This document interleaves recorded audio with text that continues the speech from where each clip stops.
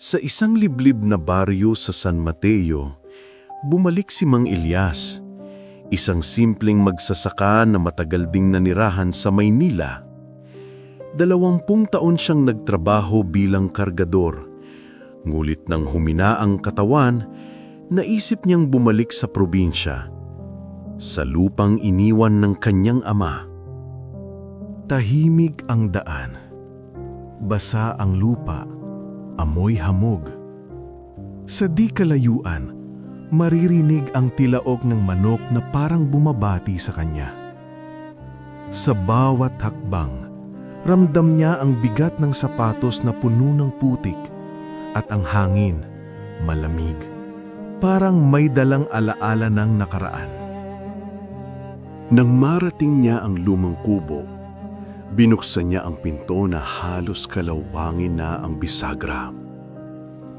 Sumulubong sa kanya ang alikabok, amoy luma, at mga dingding na yari sa kawayan na tila marupok na sa katandaan. May lumang larawan sa dinding, ang ama niyang si Lolo Tasio, nakasuot ng sombrero. Sa likod may nakasulat na taon, 1963. Matagal-tagal din, Tay. Mahinang sambit ni Elias habang pinupunasan ang mesa.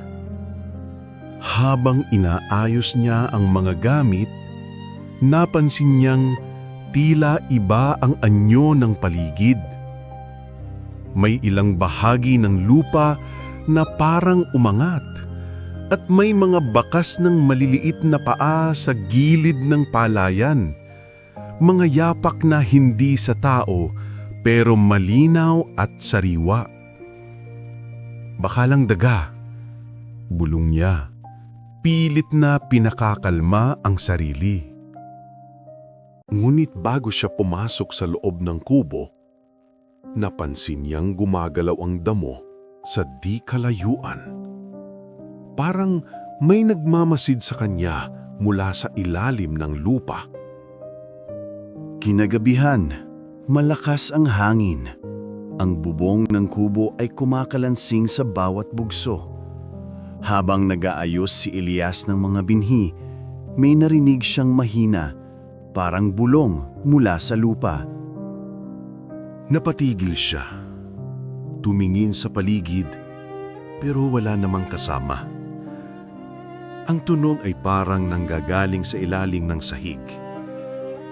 Kinuha niya ang lampara, lumapit sa sahig na yari sa kahoy at itinapat ang ilaw. May maliit na siwang. Mula roon umihip ang malamig na hangin na may halimuyak ng lupa. Sariwa, mabango, pero kakaiba. Kinabukasan, habang nag-aararo, napansin niyang tuwing binubungkal niya ang lupa, may bahagyang kislap sa ilalim. Akala niya ay bote, pero nang hukayin, isang maliit na batong berde na kumikislap sa araw. Dinala niya ito sa kubo. Mula noon, parang gumaan ang pakiramdam niya. Mas maganda ang ani, mas mabilis tumubo ang mga pananim. At gabi-gabi, naririnig niya na naman ang tinig mula sa lupa. Ngunit ngayon, mas malinaw. Hindi niya alam kung dapat siyang matakot o magpasalangat din. Lumipas ang ilang araw. Ang bukid ni Mang Elias ay laging basa kahit walang ulan.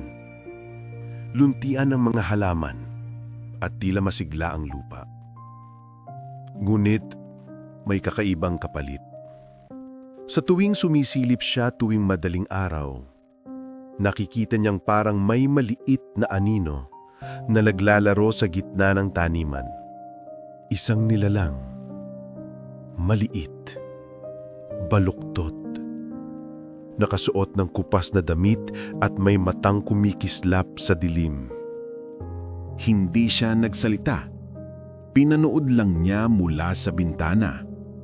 Hanggang sa isang gabi, narinig niyang nagsalita ang nilalang.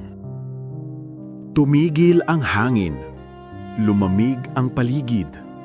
Ngunit hindi siya natakot. Para bang nauunawaan niya ang sinasabi nito. Mula noon, lagi niyang dinidiligan ang lupa. At sa bawat patak ng tubig, parang may mga mata sa ilalim na kumikislap. Isang hapon, habang nagbubungkal, nakita ni Elias ang isang maliit na balon na tila kusa na lang lumitaw. Mula roon, maririnig ang mga boses, mahihinang tawa, mga salitang hindi niya maintindihan. Lumuhod siya at sumilip. Sa loob, nakita niya ang mga maliliit na ilaw, parang mga alitaptap sa ilalim ng lupa. At isang tinig ang nagsabi, Tumango si Elias. Pinunasan ang pawis sa noo. Hindi niya alam kung totoo ba ang nangyari o napagod lang siya sa kakabunot ng damo. Ngunit nang dumating ng panahon ng anihan, ang palay niya lang ang hindi natuyo sa buong baryo. Lumipas ang ilang taon. Matanda na si Mang Elias pero nanatiling buhay ang kanyang tanim. Tuwing may dumadaan na bata sa bukid, lagi niyang sinasabi, huwag niyang tatapakan ng lupa nang walang pahintulot. Minsan, tuwing dapit hapon, makikita siyang nakaupo sa tabi ng taniman. Nakangiti mag-isa habang ang hangin ay tila may kasabay na tawanan. Mahina, pabulong, mula sa ilalim ng lupa.